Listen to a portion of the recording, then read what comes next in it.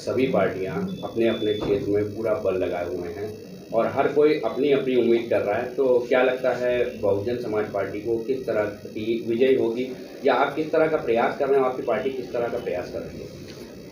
ये बहुजन समाज पार्टी का प्रयास हमेशा एक ही रहता है कि जो हमारे समाज में गरीब लोग हैं या जो SC ST हैं या बैकवर्ड हैं, मुस्लिम हैं, अपर कास्ट के गरीब लोग हैं, उन लोगों को कैसे हम मुख्य धारा से जोड़ें और कैसे उनको मान सम्मान स्वाभिमान उनको मिले। हमेशा बहुजन समाज पार्टी और बहुजन समाज पार्टी के नेता बहन कुमारी मायावती जी हमेशा ये प्रयास रत में शुरू से लगी हुई हैं कि हमें ये दिक्कत नहीं है कि कोई अमीर है वो गरीब हो जाए, लेकिन जो गरीब लोग हैं उनको कैसे मुख्य धारा में जोड़ा जाए, ये बहुजन समाज पार्टी का हमेशा प्रयास रहता है।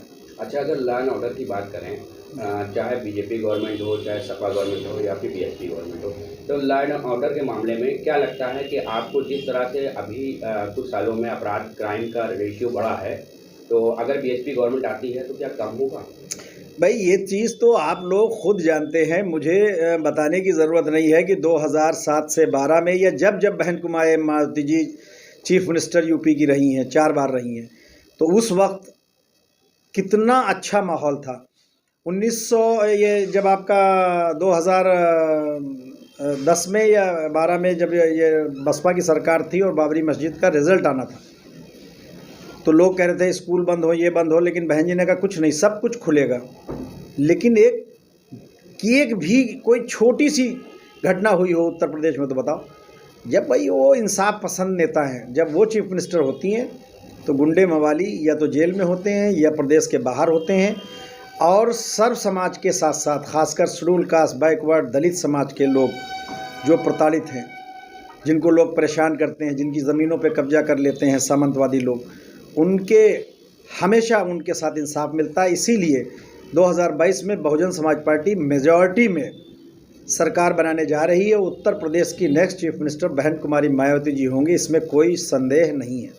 बीजेपी के नेता बड़े बड़े दावे कर रहे हैं कि हमारी सरकार में लॉ एंड ऑर्डर पूरी तरह से मेंटेन रहा है, जबकि चाहे BSP की बात करें चाहे सपा की बात करें, उसमें गुंडा राज रहा है। भाई सवाल ये पैदा होता है कि समाजवादी पार्टी में किस तबके का राज होता है, ये आप लोग जानते हैं। रही बात भाजपा की, तो भाजपा की कथनी और करनी दोनों अलग अलग हैं। उनका एक चेहरा है माइक पे, मंच पे, और एक चेहरा है जब वो हुकूमत चलाते हैं।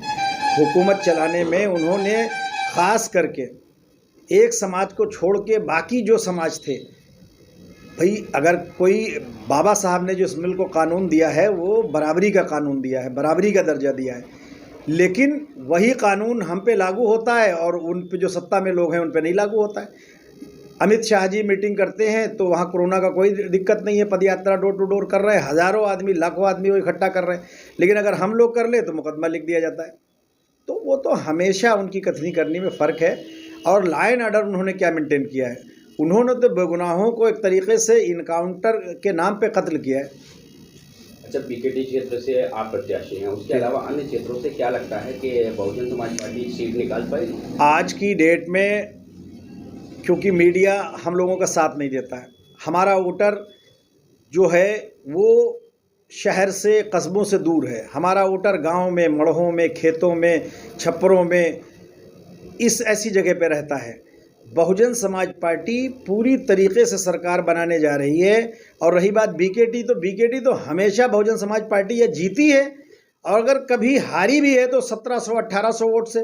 2017 में भी जब चुनाव हुआ तो समाजवादी पार्टी 3 नंबर पे थी। नकुल दुबे जी उस वक्त चुनाव लड़ रहे थे, वो मात्र कुछ वोटों से भाजपा से चुनाव हार गए थे जब 2017 में भाजपा की लहर थी। अब भाजपा धरातल पे है और बहुजन समाज पार्टी का वोट जो थोड़ा बिखरा था 14 और 17 में, वो पूरी तरीके से वापस हो चुका है बहुजन समाज पार्टी में। और उसमें बैकवर्ड, दलित, मुस्लिम, अपर कास्ट के गरीब लोग पूरी तरीके से जुड़ गए हैं, और ख़ास करके ब्राह्मण समाज। और यहाँ पे बहुजन समाज पार्टी अपनी सरकार बनाने जा रही है। अच्छा, हर सरकार द्वारा लगभग किसानों को लेकर के कुछ वादे किए गए हैं, क्या बहुजन समाज पार्टी कोई वादे नहीं करती, सीधे सीधे हमारी नेता काम करती हैं। उनकी एक स्कीम है कि पहले, सबसे पहले आप लोग इस चीज़ को देखो कि 2014 से लेके अब तक न बैकलॉग का कोटा भरा गया, न SC ST का कोटा भरा गया, ना वो नौकरियां, हज़ारों नौकरियों के पद खाली हैं, लेकिन इस हुकूमत ने किसी बेरोज़गार को या पढ़े लिखे बच्चों को नौकरी नहीं दी। बहन जी ने क्या कहा कि जैसे मेरी सरकार बनेगी सबसे पहले बैकलॉग और शेड्यूल कास्ट का कोटा भरा जाएगा, नौजवानों को रोज़गार की दिया जाएगा, नौकरियां दी जाएंगी। वो ऐसे कोई वादे नहीं करती हैं जो पूरे न कर सकें। और समाज में मान सम्मान स्वाभिमान की ज़िंदगी हमारे समाज के लोग और बहुजन समाज पार्टी के लोग जिएंगे और लोगों की आपस में भाईचारा बना के काम करेंगे, सब एक दूसरे की मदद करेंगे। जब बहुजन समाज पार्टी की सरकार में सर्व समाज की सरकार होती है।